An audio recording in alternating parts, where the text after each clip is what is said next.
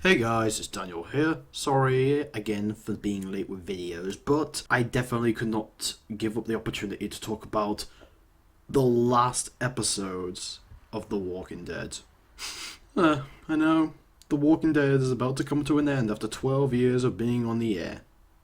And only a year of me watching the show. Yeah, I only watched it for the first time last year, as you saw in my review that came out last year, but I'm glad that I finally watched the entire show, so now I'm going to be giving you my thoughts on the last 8 episodes. Now, the first 4 episodes have come out. Well, the first 3 episodes came out on regular TV and regular AMC, while the 4th episode comes out a week early on AMC+.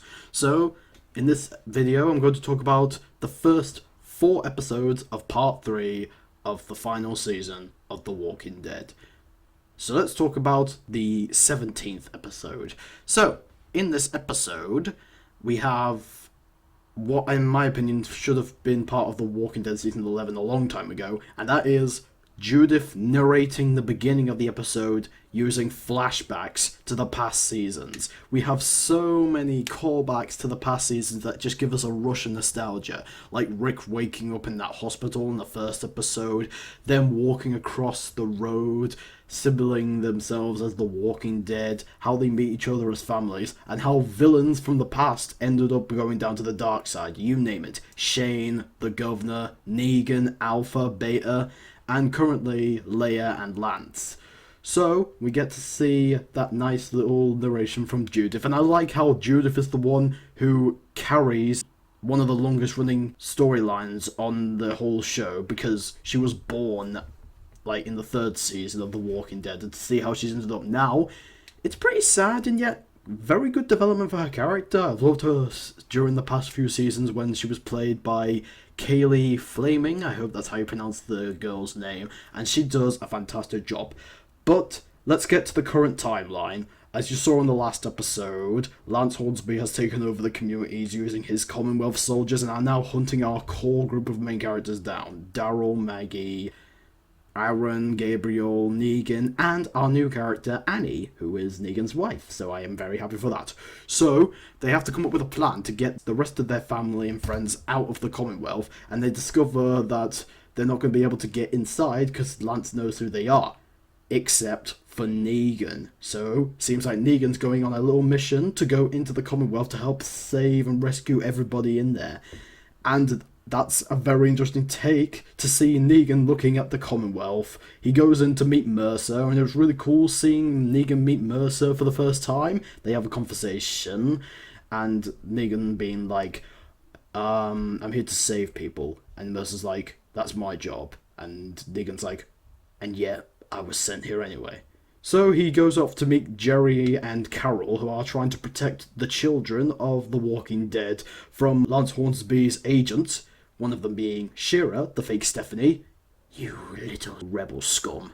Get it? Because these people are like stormtroopers. I'm getting ahead of myself. So they have to come up with a plan to help get everybody out and how to save the people outside that Lance Hornsby is coming down. And the only way that they can come up with this is if they use Pamela Milton's ignorant, annoying douchebag son Sebastian as a way to help clear the name of the report.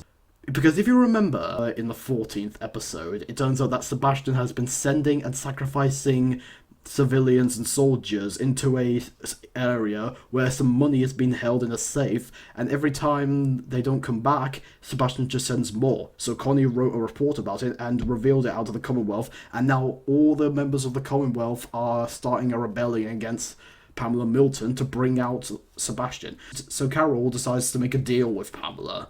If they help save the group from Lance Hornsby, Lance Hornsby gets framed for all of the crimes that's been happening in the Commonwealth that Sebastian committed, and he gets sent to jail. And now, Carol and the rest get a free life. And the episode ends with the group walking into a trap, but then committing a trap themselves, with Daryl holding Lance a knife point, while the rest of the Commonwealth soldiers are surrounding them. Just to go back for a second, I like the little moment between Daryl and Maggie, where Maggie is guilty about Leia being dead because she meant everything to Daryl, but Daryl commends her, saying that Leia didn't mean everything because Maggie is his family, and he mentions how Glenn would have wanted him to keep her safe. So I like that mention to Glenn. It's nice nostalgia and all that. But yeah, the episode ends with that trap. But then the next episode, A New Deal, cuts straight there after a nice tribute flashback section with Judith narrating over some flashbacks with Daryl from when they meet in Atlanta, to Daryl making that mention, "You saying you left my brother on the roof? And you left him there?" Yeah. Good Daryl impression, man. But again, nice nostalgia. So Carol reveals that Pamela is going to be doing all these things for them so that they can get out of the Commonwealth. And now they get to carry on with their lives. But the only problem is that Judith doesn't want to leave. She wants to stay and have a good life.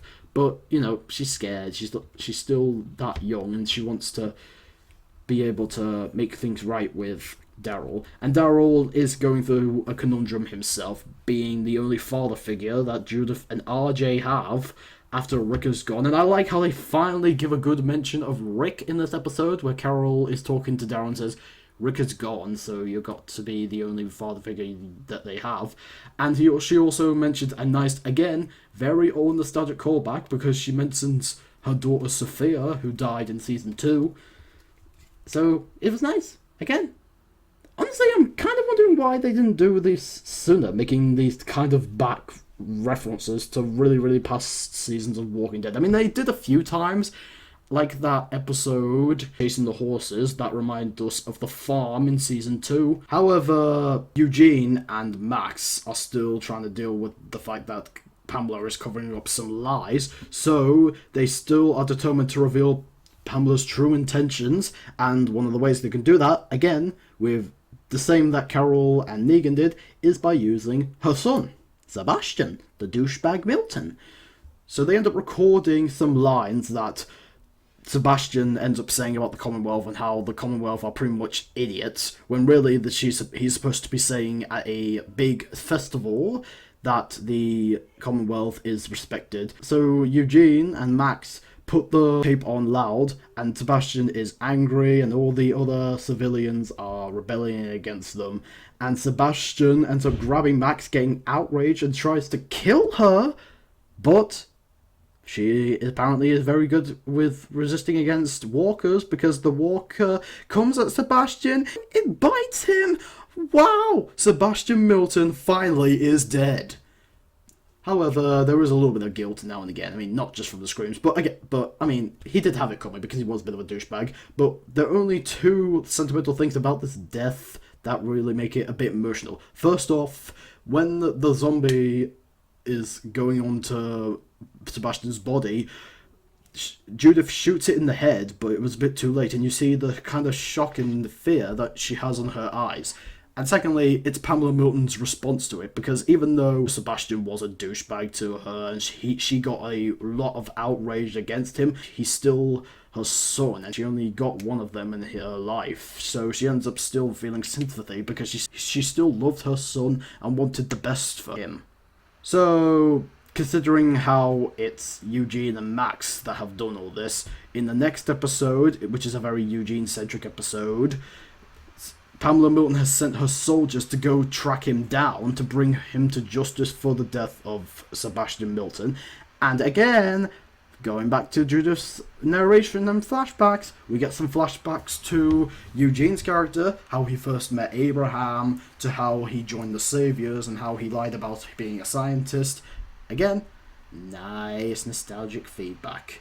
But yeah, everybody is hunting Eugene down. Rosita is trying to help him, trying to comfort him, trying to find Max, because apparently Eugene needs to get out of the Commonwealth to escape these soldiers, but he's not willing to leave until he knows that Max is safe and that he's returned with Max safely. So Rosita goes off to go find her, while Mercer is taking control of some of Eugene's friends as well, from Rosita to Max, to his own girlfriend, the champ clown herself, Princess, who understands Mercer's intentions and does think that he is a good person, but considering the situation in the Commonwealth right now, she still feels like that he's being more corrupted by the Commonwealth power, so she's not able to feel safe with him anymore. So she breaks up with him, she goes off after telling her backstory, which is pretty tragic, and a bit of an F-bomb. Yeah, I also have to mention, does anyone notice how they seem to be dropping F-bombs lately? I know it's like a rated 18 show and all, but they seem to be doing it more in the final episodes, which I think is pretty freaking awesome. But after all that, Eugene then decides to give in and knows that Max will not be safe, or any of his friends will be safe, until he's brought into custody. So he decides to turn himself in. He has a one last goodbye with Rosita. They have an emotional moment. They have their hug, which is very emotional. Oh yeah, going back, Eugene is desperate to go find Max, but Daryl won't let him leave. So in a comedic turn of events, he challenges Daryl to fight him to stop him from finding Max, and Daryl's like, "Go ahead." yeah. Again, good Norman Reedus impression. Sorry about that. But, of course, Eugene doesn't want to do it, so he sits down. But, yeah, he does turn himself into the Commonwealth, and that's the emotional goodbye. And that's when Rosita finally has a moment of peace. Or does she? Because some Commonwealth agents come and kidnap her, put a bag over her, and that then leads to the final episode that we have at this moment in time, which is about Carol and Daryl going off to save their friends, because apparently Pamela Milton is so angry that she's been removing, with the sarcastic fingers I'm using right now, really just kidnapping them and getting them out of the Commonwealth because of what has been happening, and tells Yumiko to testify against Eugene or she'll never see her friends again. But of course, Eugene being almost the closest thing to family that Yumiko has, she doesn't have the heart to do it, so she tries to help defend him, and they have a nice little moment with each other, and we got that scene in the trailers that Eugene keeps saying, "This is not the end." Also, I liked, again, going back to the flashbacks. We have an opening scene with flashbacks of Carol, from how she lost Sophia, to how she blew up and saved the group from Terminus, to her reuniting with Daryl during the Savior War. It's just, again, a lot of nostalgic emotion. So, who do they turn to save their friends? Well, it's none other than the douchebag bad guy himself, Lance Hornsby, who's been imprisoned for his crimes, but also has killed Sebastian Milton's zombie form because Pamela was so angry that he was the one who caused Sebastian's death after finding out what he's been doing with his agents, that she sent her son's body after him, but he kills him and holds his coin in his bloody face. No, I'm not saying that in a phrase. I actually mean his face is bloody.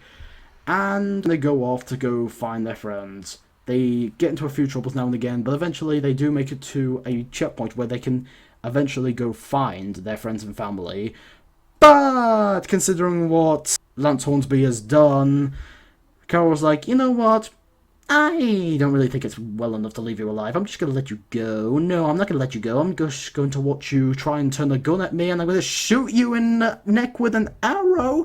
And she kills Lance Hornsby. So yeah, Lance is finally dead. That then just leaves Pamela Milton as the final villain in the Walking Dead main show. And that's how The Walking Dead is ending so far, until we get the final 4 episodes.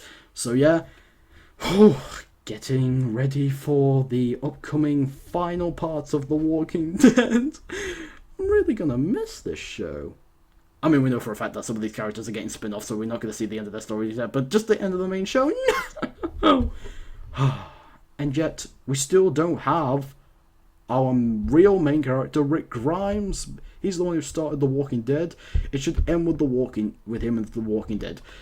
I think that really depends, because I feel like that I think the creators announced that they were going to make a post-credit scene, so honestly, I'm kind of hoping that this post-credit scene is Rick waking up in a bed in the CRM community, because, you know, in the first episode, the main point of him in the first episode was that he woke up in a coma into the Walker zombie apocalypse, so it'd be kind of nice to see that. Okay, I'm going ahead here. Point is, I've really loved these first 4 episodes so far. They've definitely helped me to fully love season 11 again so far. I like the flashbacks. I like the different scenarios that these characters are taking. It's definitely a different turn than I was expecting. And it just feels like it's going to lead to a big battle. Oh, silly me. I forgot to mention the running zombies. Yep, the running zombies who are actually intelligent to open doors and grab rocks. Aaron, Jerry, Lydia, and Elijah go into this castle theme park, whatever it is. I don't know what it's called. Jerry, of course, saying it's the Kingdom 2.0, which I find very cute and adorable. And they come across these zombies that are actually smart enough to open doors, almost like the Whisperers. In fact, Aaron thinks that it's a Whisperer at first, but of course he pulls off the skin and sees the bloody skull under their skin. I feel like that's going off the post-credit scene of The Walking Dead World Beyond, where there are smart, fast-talking zombies, so maybe they're the same zombies, I don't know. But anyway, I enjoyed the first 4 episodes of the final part of the final season of The Walking Dead. So I hope you enjoyed this video. Again, very boring, just talks, and it's 17 minutes long. I don't know how it's been that long. But anyway, I'm Daniel with Movie Theaters and doing videos, and I'm really sad to see these characters go. But we'll get to that when we get to the next episode, which I hope to make a video about, but I'm gonna have to.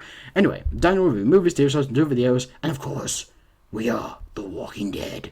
And here's my terrible Norman Reedus in person. Till then, peace out, man.